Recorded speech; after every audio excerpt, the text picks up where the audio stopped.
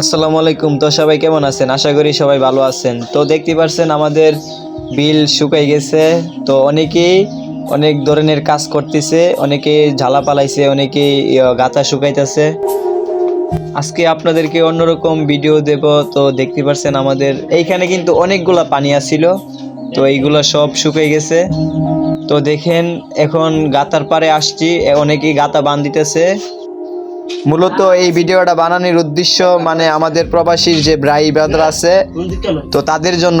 তারা কিন্তু এই জায়গা কিন্তু দেখতে পারে না, তারা কিন্তু এই জায়গাটাকে অনেক অনেক মিস করে। এই জন্য ভাবলাম যে আপনাদেরকে প্রাকৃতিক দৃশ্যগুলো দেখানোর চেষ্টা করি।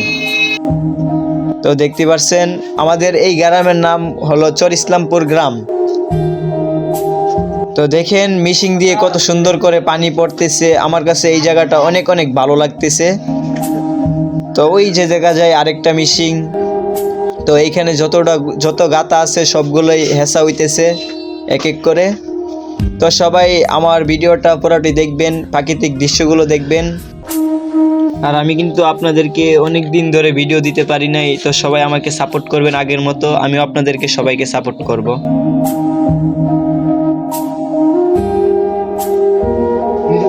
দেখেন আমরা তাকার জন্য কত সুন্দর করে একটা উড়াঘর তুলছি, এখানে কিন্তু আজকে রাত আমরা তাকছি।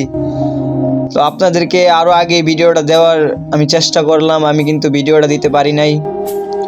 তো দেখেন কত সুন্দর করে মুখ বান দিছে মানুষে, কত সুন্দর করে মিশিং দিয়ে পানি পড়তেছে।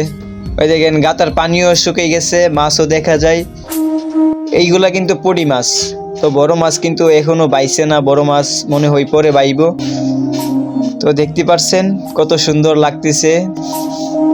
আজকের ভিডিওটা অন্যরকম হইতেছে, তো আমি কিন্তু বেশি ভয়েসও দিতে পারি নাই। তো সবাই আমাকে ছোট ভাই হিসাবে ক্ষমার দৃষ্টি দেখবেন। আল্লাহ হাফেজ।